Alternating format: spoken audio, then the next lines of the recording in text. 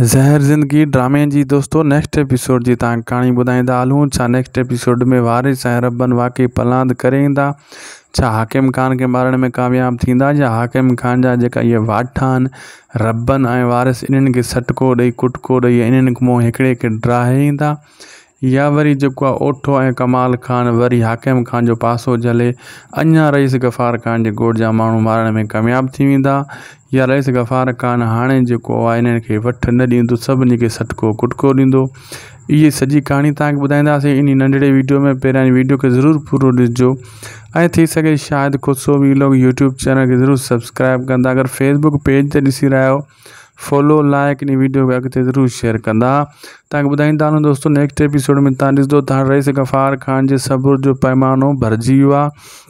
हाणे हू ऑर्डर ॾेई छॾींदो रब्बन ऐं वारिस खे त जेको बि तव्हांखे मिले हाकिम खान जे ॻोठ जो माण्हू उनखे ड्राहे अचो, लेकिन मज़लूम खे न मारिजो, बाक़ी शैतान जेको हुजे उनखे पूरो करे अचिजो।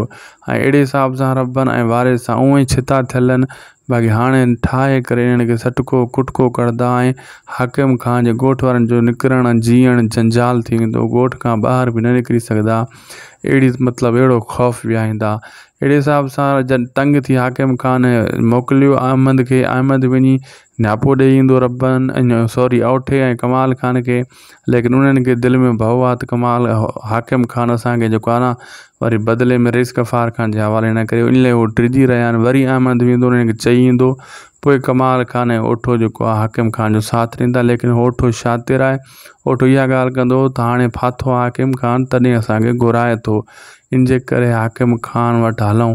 कमाल खान ऐं ओठो वरी भरपूर साथ ॾींदा हाकिम खान जो। हाणे जहिड़ो वरी चोटी ते इन्हनि ॿिन्ही धुरनि जो हलंदो सफ़ा चोटी ते धमाके सां हाणे रईस गफ़ार खान सबुर ऐं ठाह जूं ॻाल्हियूं ख़तमु करे छॾींदो।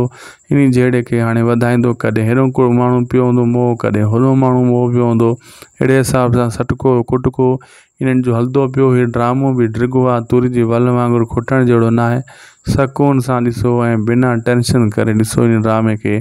असांखे ॾींदा इजाज़त दोस्तों। असांजी वीडियो पोइ पंहिंजी पुॼाणी ते लाइक सब्सक्राइब फॉलो ज़रूरु कंदा। ख़ुदा हाफ़िज़।